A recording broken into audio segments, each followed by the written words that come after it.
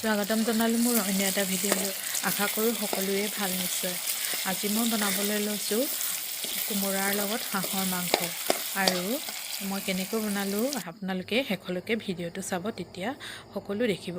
আৰু এয়া মেৰিনেট কৰি লৈছিলোঁ মাংসখিনিৰ লগত বৰ বেছি মছলা দিয়া নাই, কমকৈ দিয়ে মই মেৰিনেশ্যন কৰি লৈছিলোঁ। এয়া চাওকচোন, মাংসখিনি এনেদৰে থৈ লৈছিলোঁ অলপ সময়।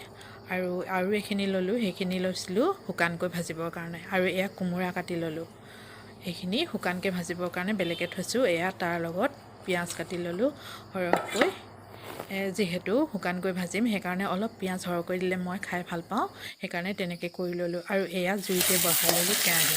আজি জুইতে বনাবলৈ লৈছোঁ, যিহেতু জুইত বনোৱা সোৱাদটো বেলেগ এটা সোৱাদ।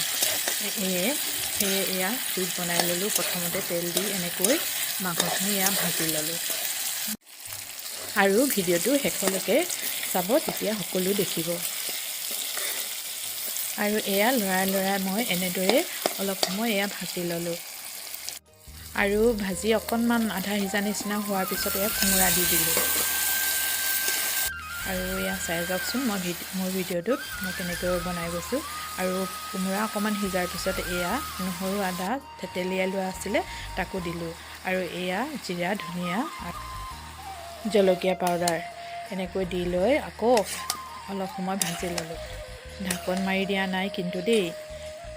এয়া এনেকৈ লৰাই অলপ সময় ভাজিলোঁ আৰু অকণমান সময় সিজিবলৈ দিলোঁ।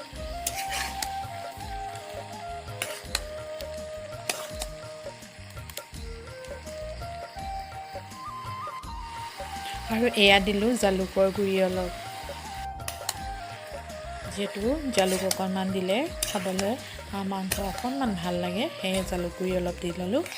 আৰু তাৰপিছত আকৌ এয়া একেবাৰে সিজিবলৈ এতিয়া এৰি দিলোঁ।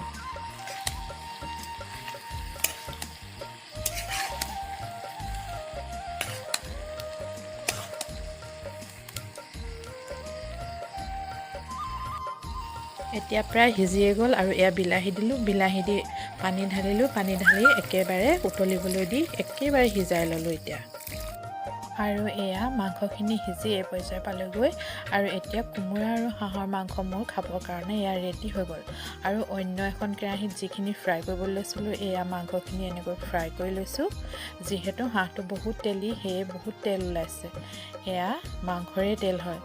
আৰু এনেকৈ ভাজি সম্পূৰ্ণকৈ নহয়, অলপ ফ্ৰাই কৰি লৈছোঁ। যিহেতু পিঁয়াজ এতিয়া দি দিলে জ্বলি যাব, সেইকাৰণে ফ্ৰাই কৰি সিজাৰ পিছত এয়া মই পিঁয়াজ ঢালি দিলোঁ ইয়াতে। এয়া সৰহকৈ পিঁয়াজ দি দিছোঁ, খাবলৈ অকণমান ভাল লাগে। আৰু ইয়াত জলকীয়া দিলোঁ। সকলোৱে বেলেগ বেলেগ পদ্ধতিৰে বনাব পাৰে, মই কিন্তু এনেকৈ বনাই ভাল পাওঁ। আৰু এয়া মাংসত ৰেডি কৰি থোৱা আদা নহৰু পিচা আৰু জলকীয়া গুড়ি, জিৰা গুড়ি, ধনিয়া গুড়ি এইবিলাক মই গুলি থৈছিলোঁ পানীত, আৰু এইখিনি ইয়াতে দি দিলোঁ। আৰু এতিয়া এয়া চাওক, সিজি গ'ল, মাংসৰ লগত মছলাখিনিও ধুনীয়াকৈ সোমাই গৈছে। আৰু ফ্ৰাই হৈ গ'ল মাংস, এয়া ড্ৰাই ফ্ৰাই হাঁহৰ। আৰু এয়া চাওক, মই বৰা জলপান চিৰা দি থৈছিলোঁ। আৰু আজি মাংসৰ লগত বৰা চাউল চিৰা দিয়া, আৰু হাঁহ মাংস কোমোৰা ভাজি, আৰু শুকান হাঁহ মাংসৰ ফ্ৰাই। এয়া চাওক, জুতি লগাই এসাঁজ খাম এতিয়া। আৰু মোৰ মাংস জুতি লগা হওক। আশা কৰোঁ ভিডিঅ'টো চাই ভাল পালে। যদি ভাল পালে লাইক কৰিব, কমেণ্ট কৰিব, আৰু নতুনকৈ চাইছে যদি ছাবস্ক্ৰাইব কৰিবলৈ নাপাহৰিব। শেষত সকলোলৈ পুনৰ ধন্যবাদ জনাই ভিডিঅ'টো